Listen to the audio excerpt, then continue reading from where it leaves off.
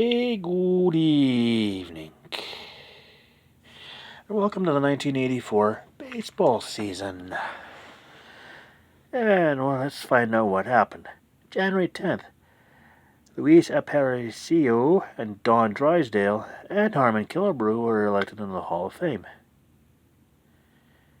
And March 8th, Pee Wee Reese and Rick Perrick, I guess, elected in the Hall of Fame by the Special Veterans Committee. It was good for Pee Wee Reese. April 7th, Jack Morris debuts. No. Jack Morris of Detroit no-hit Chicago on the NBC. So he throws a no-hitter on live TV. Had to have been a Monday night game. April 13th, Pete Rose collects hit number 4,000, 21 years after getting his first career hit, being in 1963. Yeah, he was around that long. Okay. April 29th, Jerry Koosman steps on the Shea Stadium mound in a Philadelphia uniform. Mets still beat him 6-2. Jerry Koosman was a member of the World Series winning Mets team from 1969. May 4th, Dave Kingman of Oakland pops up a ball that doesn't come down. You're like, huh? It never came down? Well, certain disadvantages of playing at the Metrodome in those days. Apparently there was a part of the roof, there's enough space where the ball just went straight up, landed on the top of the roof, and probably ended up outside. So one of those quirks. One of those Metrodome quirks. It's also easy to lose track of that ball there too. Speaking of the Twins, May 8th, Kirby Puckett debuts going 4 for 5. July 4th, Phil Niekro strikes out number 3,000. And July 10th at Candlestick Park, National League 3, American League 1. There's a game where Fernando Valenzuela and Dwight Gooden combined to strike out 6 in a row on the 50th anniversary of Carl Hubbell's 5 straight strikeouts from the 1934 World Series, which included, I think, Babe Ruth and Lou Gehrig. Okay, September 14th, Mark Langston's first Mariner to win 15 games, and he was a rookie that year too. September 17th, Reggie Jackson hits home run number 500, exactly 17 years after first hit. Interesting, huh? Season stats. American League. Don Mattingly of the Yankees, 343 average, led the American League. Tony Armas of Boston, 43 home runs, led the majors, and 123 RBIs, also led the majors.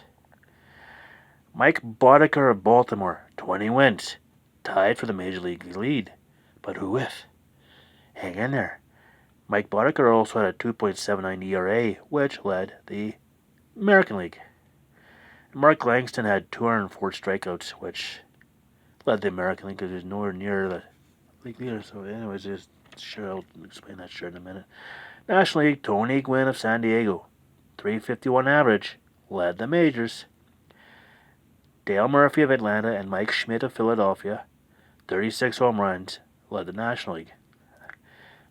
RBIs, Gary Carter of Montreal and Mike Schmidt of Philadelphia, 106 RBIs, led the National League.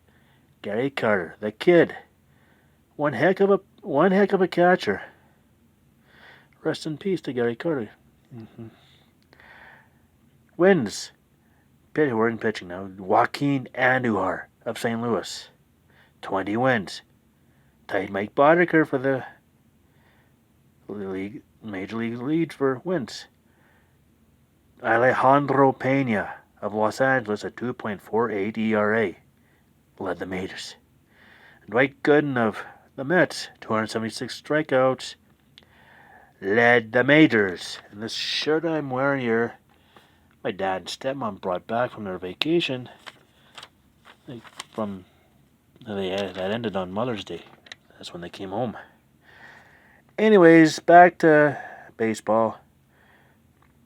American League. Starting the American League, the Eastern Division. Detroit went wire to wire. Led the American League East the whole season. Wins the division with 104 wins and 58 losses. Toronto was second at 89 and 73, 15 back. Detroit was pretty good. Yankees were 87 and 75, 17 back. Boston goes 86 and 76, 18 back. Baltimore goes 85 and 77, 19 back. Cleveland goes 78 and 87, 29 back. And Milwaukee goes 67 and 94, 36 and a half back. AL West, Kansas City 84 and 78. That was enough to win the division. Yeah, they're the Western. Toronto, New York, and Boston, and Baltimore could have won that division with the records they had. Anyways, California and Minnesota each had went 81 and 81, 3 back. Oakland went 77 and 85, 7 back. Chicago and Seattle went 74 and 88, 10 back. And Texas goes 69 and 92, 14 and a half back. National League East. Chicago. Well, there's a team that hadn't finished first in a while. Takes the Eastern Division title, 96 and 66. Mets go 90 and 72, 6 and a half back. St. Louis goes 84 and 78. 6 and a half back. That's 6 back. Hey, St. Louis goes 84 and 78. 12 and a half. No, I did something wrong there. Yeah, I think Chicago went 96 and 65 and not 66. Anyways, Philadelphia went 81 and 81, 15 and a half back, which is probably where I screwed up. Montreal went 78 and 83, 18 back. Pittsburgh went 75 and 87, 21 and a half back. I'm pretty sure. Out of that, they went 97 and 66. I probably read that wrong. Yeah. National League West. San Diego 92 and 70. There's your Western Division champions. Atlanta and Houston 80 and 82, 12 back. Los Angeles goes 79 and 83, 13 back. Cincinnati goes 70 and 92, 22 back. San Francisco goes 66 and 96, 26 back. We now go to the American League Championship Series between Detroit and Kansas City. Kansas City's home games were at Royal Stadium, and Detroit's home game, you'll see why, Tiger Stadium. Game 1 October 2nd at Kansas City, Detroit 8, Kansas City 1. Game 2 October 3rd in Kansas City, Detroit 5, Kansas City 3 and 11. And Game 3 on October 5th in Detroit, Detroit 1, Kansas City nothing. 3-game sweep for Detroit. They're off to the World Series. Who will they face? Well, in the National League, Game 1, October 2nd. In Chicago, Chicago's home games were at Wrigley Field. And San Diego's home games were at Jack Murphy Stadium. So Game 1, October 2nd in Chicago. Chicago 13, San Diego nothing.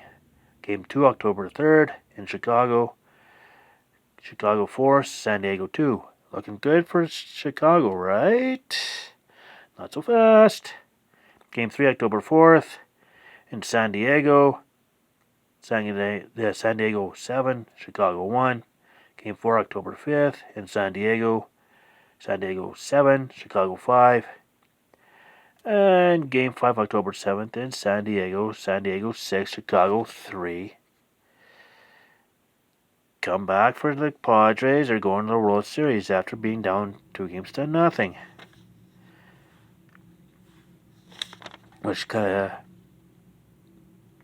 alleviated a potential problem, seeing as how the TV networks wanted night games for the World Series, and Wrigley Field as of now still don't have lights. Oh, by the way, this was the last season in which both league championship series was a best of 5. 1985, they started becoming a best of 7, just like the World Series. Speaking of World Series, Game 1, October 9th, in San Diego, Tigers 3, Padres 2. Game 2, October 10th, in San Diego, Padres 5, Detroit 3. How San Diego got 1, I don't know. Game 3, October 12th, in Detroit, Tigers 5, Padres 2. Game 4, October 13th, in Detroit, Tigers 4, San Diego 2. Game 5, October 14th, Detroit 8, San Diego 4. And that scoring was capped off by Kirk Gibson's 3-run home run off of Goose Gossage. And the first time Goose Gossage had faced Kirk Gibson in '79, Gossage was with the Yankees. Gossage struck him out, and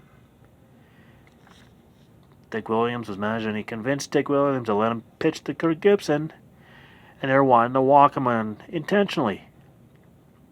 The plan was to walk Kirk Gibson intentionally, and Goose Gossage was like, no, I'm pitching to him. I struck him out once before, I'll do it again. And you could hear Sparky managers yelling at Kirk Gibson, he don't want to walk you. He's got to pitch to you. Swing away. And Gibson's probably thinking, really? And I think he faced one pitch prior to the home run, and next thing, I don't know what the count was. And the moment Kirk Gibson launched that ball into the right field series, you can hear Vince Scully, and there she goes. Yeah, you knew that series was over. Anyways, there's your 1984 season. Tomorrow, 1985. A little bit of craziness in that World Series, featuring an umpire. Until tomorrow, stay tuned.